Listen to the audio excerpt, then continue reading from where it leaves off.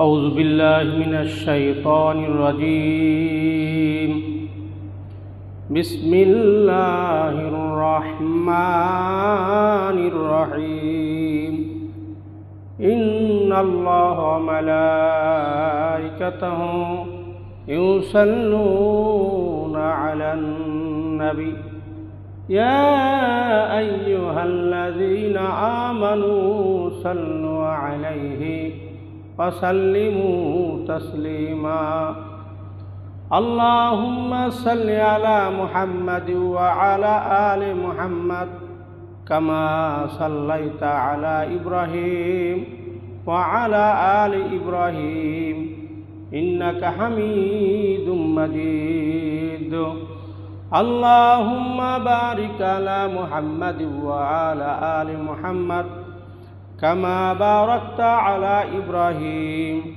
وعلى آل إبراهيم إنك حميد مجيد أعوذ بالله من الشيطان الرجيم بسم الله الرحمن الرحيم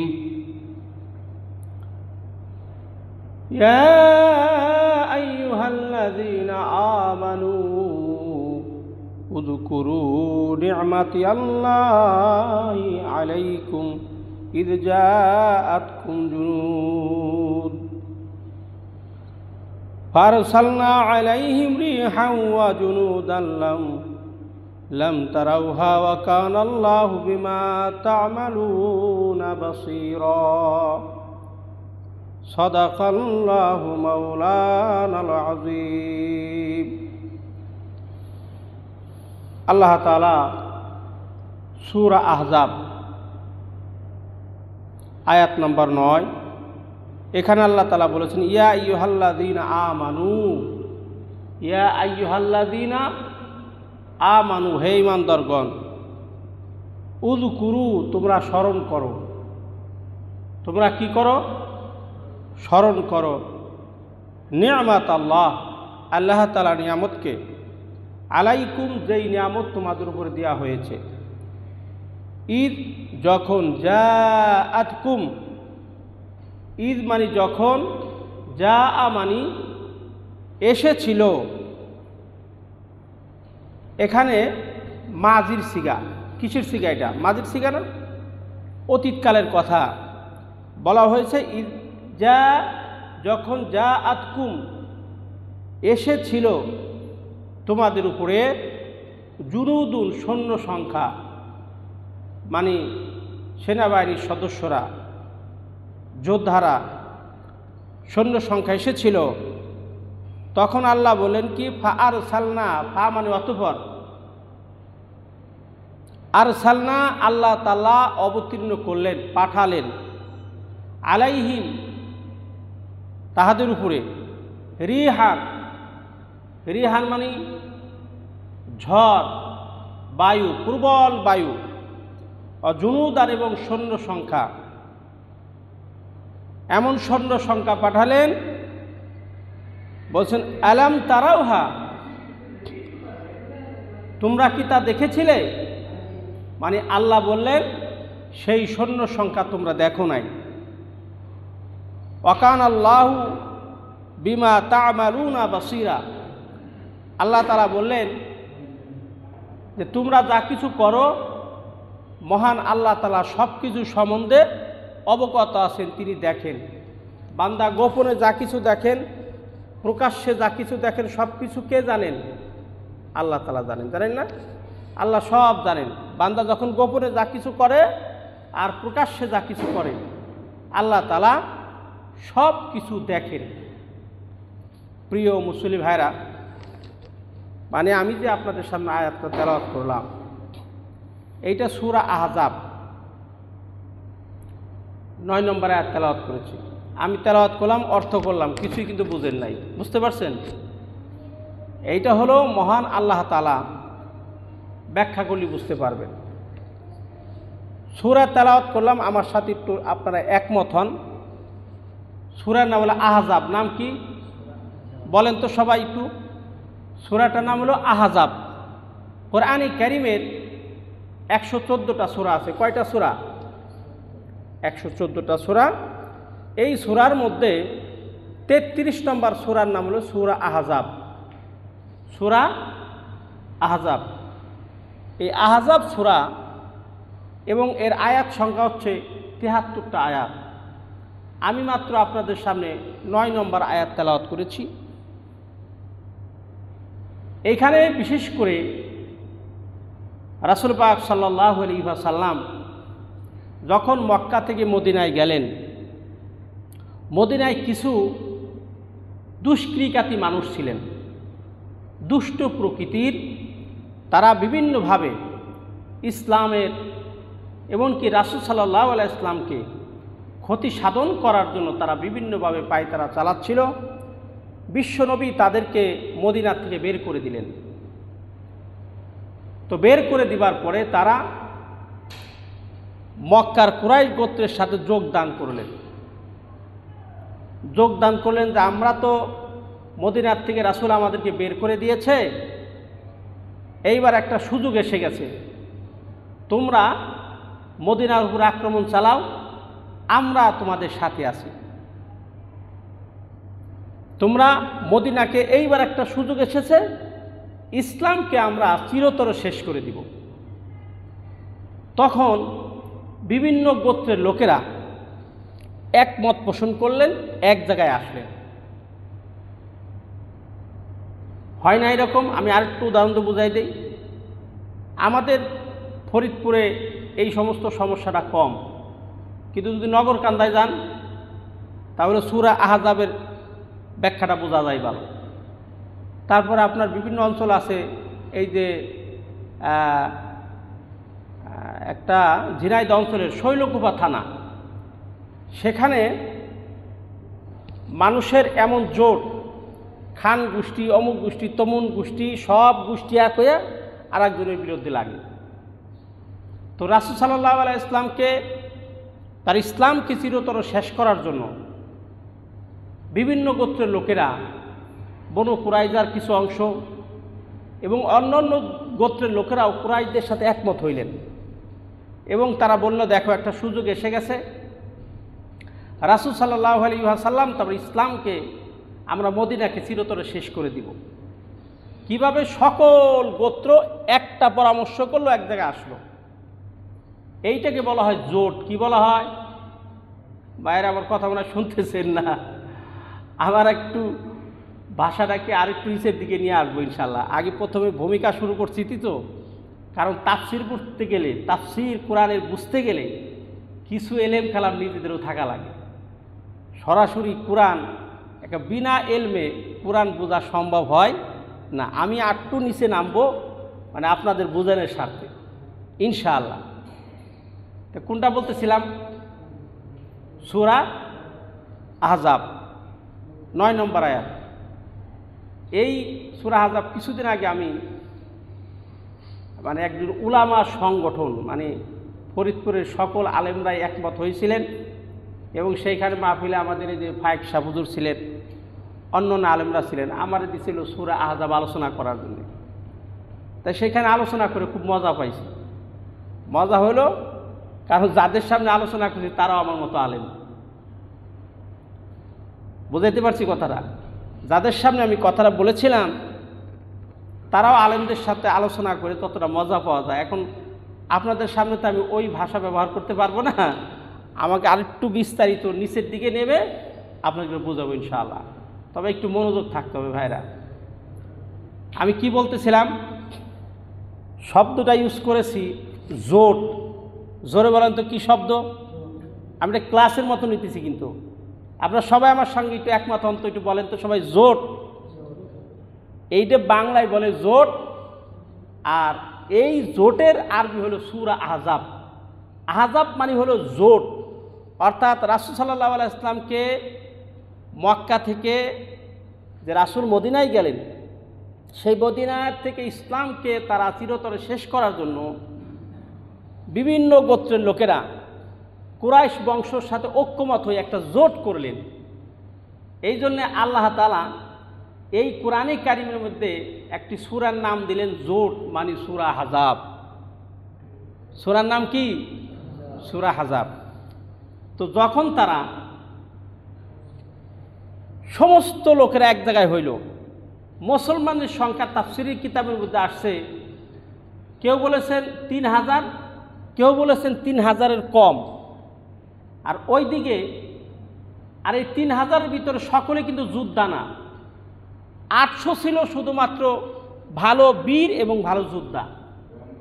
আর ওইদিকে কাফেরদের 10,000 সৈন্য সংখ্যা, এই 10,000 সবাই যুদ্ধ করার মতো। এখন বলেন তো এই 800 মানুষ 10,000 লোকের সাথে যুদ্ধ করে পারে? বাইরে আমার কথা বলেন, এই 10,000 মানুষ আর একদিকে 800 মানুষ। রাসূলের পক্ষে যারা বীর যোদ্ধা তারা মাত্র 800, ভালো যুদ্ধ করতে পারে। আর সাথে কিছু লোকজন আছে মিলে হলো 2700, মানে 3000ও না। অপর পক্ষে যারা কাফের মুশরিকরা একজোট হইয়া তারা আসছে 10,000, সবাই যুদ্ধ করতে পারে, রণকৌশলী বীর। এখন রাসূল সাল্লাল্লাহু আলাইহি ওয়াসাল্লামের কাছে সংবাদ আসলো যে হুজুর, আপনি যাদেরকে মদিনা থেকে বিতাড়িত করলেন তারা মক্কার কুরাইশ লোকের সাথে একজোট হয়েছে এবং আশেপাশে আরও কিছু সদস্য একজোট হয়েছে। তারা প্রায় 10,000-এর উপরে সেনা সদস্য, সকলেই ভালো যুদ্ধ করতে পারে, ভালো ঘোড়া আছে, ভালো তরবারি চালাইতে পারে, ভালো অস্ত্র শস্ত্র সুসজ্জিত। তারা তো মদিনায় আক্রমণ করার জন্য, প্রতিশোধ নেওয়ার জন্য আসতেছে। এখন কি করা যায়? রাসূল পাক সাল্লাল্লাহু আলাইহি ওয়াসাল্লাম একজন বয়স্ক সাহাবীদের নিয়ে বসলেন যে মদিনায় যে তারা আক্রমণ করবে, ঠেকানের কায়দা কি? ঠেকানের কায়দা হলো হযরতে সালমান ফারসি রাদিয়াল্লাহু তাআলা আনহু, একজন বয়স্ক সাহাবী, সে বলল হুজুর আমি একটা পরামর্শ দিতে পারি যদি আপনি নেন। বলছে পরামর্শ কি? পরামর্শ হলো মদিনা হলো এমন একটি শহর যার চারদিক দিয়ে আপনার পাহাড়, চতুর্পাশে একদিক থেকে খোলা, এরকম বেড়ার মতো আটকানো। আপনার পাশে পাহাড় আছে, বড় বড় উঁচু উঁচু পাহাড়, এবং সব দিক থেকে মদিনায় ঢোকা যাবে না। আপনার পূর্ব অঞ্চল একটা সাইড দিয়ে মদিনায় ঢোকা যাবে। তো ওই সাইডটা একটা কাজ করা যায়, হতো আমরা একটা পরিখা খনন করতে পারি। পরিখা খনন, গর্ত করতে পারি, যে গর্তটা নিচু এবং সাইডটা এত বড় হবে একটা ঘোড়া যাতে লাফ দেয় গর্তটা পার না হইতে পারে। এরকম একটা গর্ত যদি আমরা করতে পারি, তা গর্ত ওভারকাম করে এসেছেন আমাদের উপর আক্রমণ করবে। এখন এত দূর পর্যন্ত যদি আমরা গর্ত খুঁড়ে রাখি, পরিখা খনন করি, ঘোড়া লাফ দিয়া পার হয়ে আমাদের এপার আসবে, তারপর আক্রমণ করবে। তা আমরা গর্তটা করবো এরকম যে ঘোড়াটা লাফ দিয়ে পার না হইতে পারে। একটা ঘোড়া কতটুকু লাফ দিতে পারে ওই আন্দাজ করে পরীক্ষা খনন করা শুরু করলেন। এবং রাসূল পাক সাল্লাল্লাহু আলাইহি ওয়াসাল্লাম 10 জন লোককে বলল তুমি এই 40 গজ খুদো, মাত্র গোত্র গোত্র ভাগ করে দিলেন যে এখানে তুমি খুদো, তুমি এই গর্তটা খুদো 10 গজ, তুমি খুঁজো 10 গজ, এরকম আল্লাহ নবী ভাগ করে দিলেন। ভাগ করে দিবার পরে সাহাবারা গর্ত খুঁজলেন। গর্ত খুঁজতে কয়দিন লাগলো? 6 দিন। সুবহানাল্লাহ বলবেন না ভাইরা? রাসূলের জীবনী শুনাইতেছি তো। রাসূল 6 দিনে এই গর্তটা খুঁজলেন। আমি কিন্তু সুর দিতে পারতাম, কিন্তু সুর দিলে আপনাদের বুঝতে কষ্ট হবে, এজন্য পরিষ্কারভাবে বলতেছি যাতে আপনাদের বুঝতে সুবিধা হয়। তো যখন এই পরীক্ষাটা খনন করলেন 6 দিনে, ওইদিকে কাফেররা কিন্তু চলে আসছেন। তারা মদিনার উপকণ্ঠে পতাকা টানাইল, পাশাপাশি তারা কিন্তু আপনার সেখানে এই তাঁবু গাড়লেন। আবু সুফিয়ানের নেতৃত্বে অনেক সেনা সদস্য সেখানে উপস্থিত হলো এবং সেখানে তারা ঢোল, ডাগর, বাইজি, মহিলা, বিভিন্ন রকমের মদ, জুয়া, এবং বলছে আজকে আমাদের আনন্দের দিন, ঈদের দিনের মতো। কেন? বড় আশা করে আসছি, আজকে সমূলে মদিনাকে আমরা আক্রমণ করব, মদিনা দখল করব।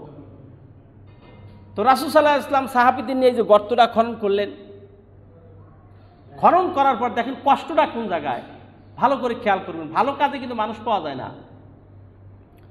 তো হযরত সালমান ফারসি রাদিয়াল্লাহু তাআলা আনহু যেই ওনার সামনে একটা বড় পাথর খণ্ড দেখা গেল, পাথর ছিলেন তো নাকি, বড় পাথর, তো এই বারবার করে পাথরে আঘাত করতেছে। যখন কুড়াল দিয়া বা কোনো অস্ত্র দিয়া পাথরে আঘাত করা হয় তখন কি হয়, সেখান থেকে বিচ্ছুরিত হয় না, অগ্নি বিচ্ছুরিত হচ্ছে। তো যখন এরকম আঘাত করতেছে পাথরের উপরে, তখন মনোযোগ না দিলে কথা বুঝবেন না, কিন্তু নিজেরা কল্পনা করলে বুঝবেন না। এরকম পাথরের উপর যখন এরকম হাতুড়ি দিয়ে মারে, তখন হঠাৎ করে এরকম বিজলি চমকায় যায়। এই বিজলি চমকানো দেখে আল্লাহ রসুল মুস্কি করে হাসি দিচ্ছেন। আপনারা হাসবেন না ইনশাল্লাহ? রাসূল হেসে দিলেন। সাহাবারা জিজ্ঞেস করল, হুজুর হাসলেন কেন? কয় যে এই যে আলোক বিচ্ছুরিত হচ্ছে, আমি তো আমার স্বপ্ন দেখছি যে পারস্য, রোম সব মুসলমানদের দখলে চলে আসবে। আল্লাহ, সুবহানাল্লাহ বলবেন না? না, আমার আলোচনা বুঝতেছেন না আপনারা। সাহাবারা যখন পাথরের উপরে আঘাত করে তখন একটা শব্দ হয় এবং সেখানে আলোক বিচ্ছুরিত হচ্ছে। তো এই অবস্থা থেকে রাসূল হেসে দিলেন। কি করলেন? হেসে দিলেন। সাহাবারা বললেন, হুজুর হাসলেন কেন? বলে যে আমি দেখতে পাচ্ছি যে রোম, পারস্য সব এই আমরা মুসলমান আমাদের করতলগত হবে। সুবহানাল্লাহ। সাহাবারা এই কথা যখন মুনাফিকদের কাছে পৌঁছাইয়া গেল, যখন কাফেরদের কাছে পৌঁছাইয়া গেল, যাওয়ার পরে কাফেররা বলতেছে, আজকেই মদিনা দখল হয়ে যাবে। আর রসুল বলতেছে পারস্যের স্বপ্ন দেখে, রোমের স্বপ্ন দেখে। মানে এরকম কথা বলে না যে গাছে কাঁঠাল, গোফে তেল, এরকম বিভিন্ন টিটকারি তারা দিতে শুরু করলো। এবং ওই দিকে কিছু নতুন মুসলমান এবং কিছু মুনাফিকরা বলতেছে, হুজুর আমরা এই যুদ্ধ করতে পারবো না, দুর্বল চিত্তের ঈমান। কয় কেন? আমাদের বাড়ি খালি, বউ বাচ্চা আছে, কেমনে করবো কন? তো তারা আস্তে করে পালায় চলে গেলেন। সর্বশেষে আল্লাহ তাআলা বললেন কি, আল্লাহর এই কথাটা ভালো করে শুনেন। জয় ইমানদার লোকেরা, তোমরা ভালো করে খেয়াল করো, মদিনা যেভাবে আক্রমণ করার জন্যে কাফেররা আসছিল, আমি আল্লাহ তাআলা কি কি করেছি তা তোমাদের বলি। যখন তারা এই খন্দকের কাছে, পরীক্ষা খননের কাছে পৌঁছে গেল যে কিভাবে মদিনা আক্রমণ করব, আমি আল্লাহ তাআলা কি করলাম, এমন ঝড়ো হাওয়া দিলাম, ঠান্ডা, প্রচণ্ড ঠান্ডায় ওদিকে কাফেররা কাঁপতেছে থরথর থরথর করে, ওদিকে কাফেররা শীতে অস্থির, যুদ্ধ করবে কি। একদিকে ঠান্ডা, প্রচণ্ড শীত, ওইদিকে কনকনে হাওয়া বাতাস, ওইদিকে ঝড়। এখন বুঝুন অবস্থাটা কি। কাফেররা যে সমস্ত তাঁবু স্থাপন করছিল, ঝড়ে তুফানে সমস্ত তাঁবু উড়ে নিয়ে গেছে। কোন সুবহানাল্লাহ। সমস্ত তাঁবু উড়ে নিয়ে গেছে। তখন তাঁবু যখন উড়ে যায়, ঘোড়া এখন ভিজে বৃষ্টিতে নিস্তেজ হয়ে গেছে, অস্ত্র শস্ত্র সব শেষ। এখন তাদের ভিতর ভয় সৃষ্টি হয়ে গেছে না? যুদ্ধ করার মনোবল কে আছে? আল্লাহ তাআলা বললেন যে আমি ঝড় দিলাম, বৃষ্টি দিলাম এবং তাদের মনোবলকে নষ্ট করে দিলাম, তারা ভয় পেয়ে গেল। আর পাশাপাশি আমি একদম জুনুদুন ফেরেশতা পাঠাইলাম, আলাম তারাওহা, যা তোমরা দেখো নাই। এই ফেরেশতারা, তারা একজন সাহাবী বলছেন, ইয়া রাসূলুল্লাহ, আমি ফেরেশতাদেরকে দেখেছি। কিভাবে দেখলা তুমি? আমি দেখলাম যখন কাফেররা সুসজ্জিত অবস্থায় মদিনা আক্রমণ করবে, পরীক্ষা খনন অতিক্রম করবে, আমি দেখলাম আসমান থেকে কিছু লোক নামতেছে, মানুষ রূপী। কোন সুবহানাল্লাহ। এই রাসূল সাল্লাল্লাহু আলাইহি ওয়াসাল্লাম যখন এই কষ্ট করতেছিলেন, তখন ওই কাছে একজনের বাড়ি ছিল, নাম তার হযরত জাবের রাদিয়াল্লাহু তাআলা আনহু। কি নাম বলেন না একটু নামটা? হযরত জাবের রাদিয়াল্লাহু তাআলা আনহু। জাবের রাদিয়াল্লাহু তাআলা আনহু বউ কত ভালো মানুষ দেখছেন। ইমানদার মহিলারা আছে না, কিছু মহিলা আছে দেখবেন মানুষের প্রতি খুব দানশীল, খুব মায়াবী, ভিক্ষুক, না খাওয়া মানুষ যদি কাছে পায় ওই মহিলা কিছু না দিয়ে পারে না। আছেন এরকম মহিলা, দানশীল দয়ালু। আর কিছু কট্টরপন্থী মহিলা আছে, যদি তাদেরকে ইমাম সাহেবের খানার ব্যাপারে বলেন যে অমুক দিন তো আমাদের খানা দেওয়া লাগবে, বলছে আর বাড়ি ঘর নাই, এই গেন দিয়া আমাকে বাড়িতে বাটি নিয়ে আইসাও কিসের জন্য। আসেনি এর মহিলা যে এই গ্রামে আর লোক নাই, তারা খাবার দিবে না হুজুর রে, আমাকে বাড়িতে বাটি নিয়ে আসো কিসের জন্যে, খালি আমরাই খাবার দিব, আর কোনো লোক নাই। ভাইয়ের আমার এরকম আসেনি লোক, আপনাদের এলাকায় নাই, অন্য এলাকা আছে। যাই হোক, হযরত আমি একেবারে ক্লাসের ভাষায় বলতেছি যাতে আপনারা বুঝেন। জাবের রাদিয়াল্লাহু আনহুর বউ বলতেছে যে 6 দিন ধরে পরীক্ষা খনন করতেছে, তুমি কি রাসূলের দিকে তাকাও না? জাবের রাদিয়াল্লাহু আনহু বলছে আমি দেখলাম রাসূল খুব ক্ষুধার্ত। তা আয়েশা সেরা বলতেছে, বোরে বলতেছে দেখো বাড়িতে কি কোনো খাবার আছে? বলছে হ্যাঁ, জব আছে 3.5 কেজি, আর একটা ছোট্ট ছাগল আছে। তা এখন জাবেরের বউ বলতেছে যে তুমি এক কাম করো, গোপন আসতে করে রাসূলকে ডাইকে নিয়ে আসো, রাসূলকে ডাইকে নিয়ে আসো যে আমাদের বাড়িতে 3.5 কেজি জব, আমাদের পরিবারের সদস্য যারা আমরা আছি, আর আল্লাহর নবীকে ডাইকে নিয়ে এসো গোপনে, আর কেউ বললো না, জোরে বললো না কিন্তু, কারণ রাসূলের সাথে অনেক লোক আছে, সব লোক যদি আসে এই 3.5 কেজি জব দিয়া আর একটা ছোট্ট ছাগলের বাচ্চার মাংস দিয়ে এত লোকের খানা পিনা দেওয়া সম্ভব হবে না। তা তুমি একটা কাম করো, নবীকে গোপনে ডাইকে নিয়ে আসো। তা জাবের রাদিয়াল্লাহু তাআলা আনহু রাসূলের কাছে যেয়ে বলতেছি, ইয়া রাসূলুল্লাহ আমাদের বাড়িতে আপনি তো দাওয়াত নেবেন, মেহেরবানি করে আপনি একা হুজুর।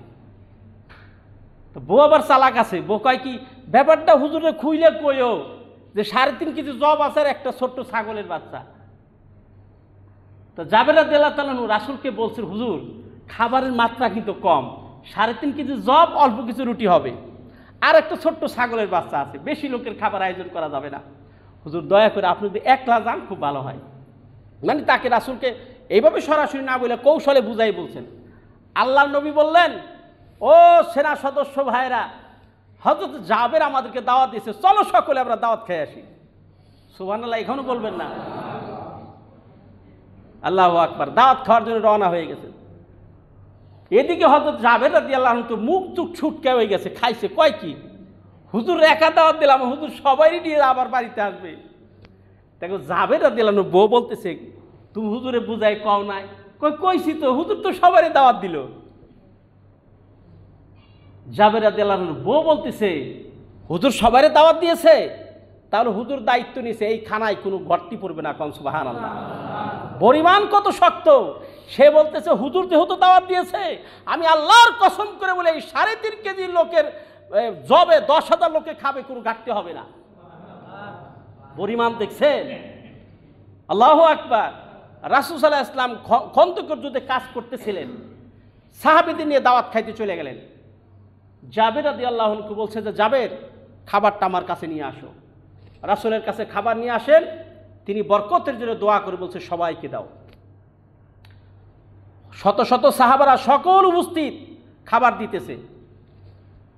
আল্লাহ নবী সাহাবীদের জিজ্ঞেস করলেন কি তোমাদের সকলে পেট ভরে খাইছো? সবাই বলছে হুজুর এত সুন্দর স্বাদ হয়েছে, ছাগলের মাংস আর হইল জবের রুটি, হুজুর খুব পেট ভরে খাইছে।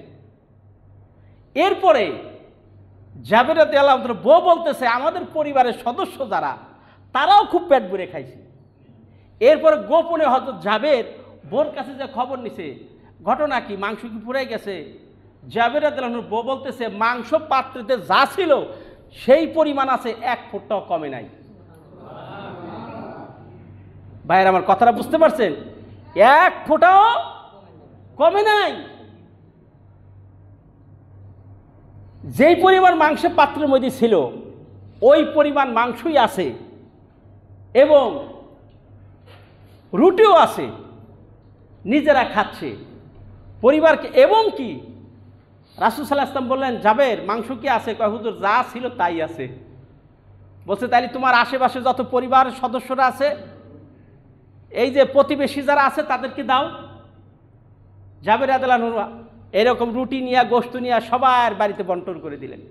কিন্তু মাংস যা ছিল, রুটি যা ছিল, তার মধ্যে এত বরকত আল্লাহ দিয়েছেন, 1 ফোঁটাও কমে নাই। সুবহানাল্লাহ। ভাইয়ের আমার বরকত দেওয়ার মালিক কে? কেউ যদি আপনি দেখবেন, আমি একটা কথা আপনাকে বলি, আমি চাক্ষুষ প্রমাণ পেয়েছি, আল্লাহর রাস্তায় দান করলে সম্পদ কমে না, আল্লাহ তাআলা সম্পদ কি করে দেন? বাড়িয়ে দেন, কখনো কমবে না। আপনি বিপদ আপদে পড়বেন, আল্লাহর রাস্তায় দান করবেন, বিপদ আপদে পড়বেন, আল্লাহর রাস্তায় দান করবেন, আল্লাহ তাআলা দেখবেন যে ওই দানের বিনিময়ে আপনাকে বিপদ মুক্ত করে দিয়েছে। এই যে দেখেন তো, চিন্তা করে এত সুন্দর একটা মসজিদ হবে, এই মসজিদ হওয়ার আগে কেউ কখনো ভাবছেন যে এখানে এত টাইলস করে এত সুন্দর একটা মসজিদ হবে? কিন্তু সবাই ঐক্যমত করে, কেউ পয়সা দিয়েছে, জায়গা দিয়েছে, জমি দিয়েছে, আল্লাহ তাআলা সুন্দর গেন্দিয়াল মোল্লাবাড়ি দামি মসজিদ, একটা মসজিদ আল্লাহ করে দিয়েছে। দিনের কাজে মানুষকে খাওয়াইলে কখনো পয়সা কমে না, আল্লাহ তাআলা এর বিনিময়ে বরকত বাড়িয়ে দেন, বলে সুবহানাল্লাহ। রাসূল সাল্লাল্লাহু আলাইহি ওয়াসাল্লামের কাছে এক পেয়ালা দুধ নিয়ে আসছে, এক পেয়ালা দুধ। মসজিদের নববীর ভিতরে একটা মাদ্রাসা ছিল, আবাসিক রেসিডেন্সিয়াল মাদ্রাসা, মসজিদের নববীর বারান্দায়। এই মাদ্রাসার নাম হইল কি নাম? মসজিদের বারান্দায় একটা মাদ্রাসা, এখানে আহলে সুফারা থাকতেন। এই মাদ্রাসা, তাকে বাড়ি ছিল না, ঘর ছিল না, জায়গা ছিল না, জমি ছিল না, 24 ঘন্টা এই মসজিদের বারান্দায় থাকতেন। তারা আল্লাহ রসুলের কাছে দিন শিখতেন, ছাত্র ছিলেন সবাই। এই আবাসিক মাদ্রাসায় রাসূল তাদেরকে দ্বীনের ইলম কালাম শিখাইতেন। এক মহিলা অল্প একটু বাটিতে দুধ দিয়েছেন। আবু হুরায়রা রাদিয়াল্লাহু তাআলা বলছে, হুজুর এই বাটিতে একটু দুধ আছে, বলছে সবাই রে দাও। আবু হুরায়রা বলছেন, এতটুকু দুধ সবাই রে কেমনি দিব হুজুর, আপনি খাই ফেলেন। বলছে না, তুমি সবাই রে দাও। সবাই রে পেয়ালা করে দুধ খাওয়ার পরে কয়, তোমরা কি পর্যাপ্ত পরিমাণে দুধ খেয়েছো? বলছে হ্যাঁ হুজুর খাইছি। এইবার বলছে আবু হুরায়রা তুমি খাও। আবু হুরায়রা খাওয়ার পরে পেট ভরে গেছে। এরপরে বলছে হুজুর আমি খাইছি আর সবাই খাইছে, কিন্তু ওই পেয়ালার দুধ কিন্তু কমে নাই, যেইটুক ছিল সেইটুকু আছে। বলেন সুবহানাল্লাহ। বরকত দেওয়ার মালিক কে ভাইরা? আল্লাহ। আল্লাহ বরকত দেওয়ার মালিক। এই জন্য আমরা আল্লাহর রাস্তায় বেশি বেশি করে দান করার চেষ্টা করবো ইনশাআল্লাহ। এই জন্য আল্লাহ তাআলা আমাদের স্মরণ করাই দিলেন যে ইয়া আইয়ুহাল্লাযীনা আমানু, হে ঈমানদার লোকেরা, উযকুরু নি'মাতাল্লাহ, তোমরা আল্লাহর নিয়ামতকে স্মরণ করো। তোমরা কি ভুলে গেছো যে তোমাদের উপরে যখন সৈন্য সামন্ত বিপদ আপদ মুসিবত আসলো, আমি আল্লাহ তাআলা তোমাদের বিপদ থেকে রক্ষা করবো? বলেন সুবহানাল্লাহ। আমার ভাইরা,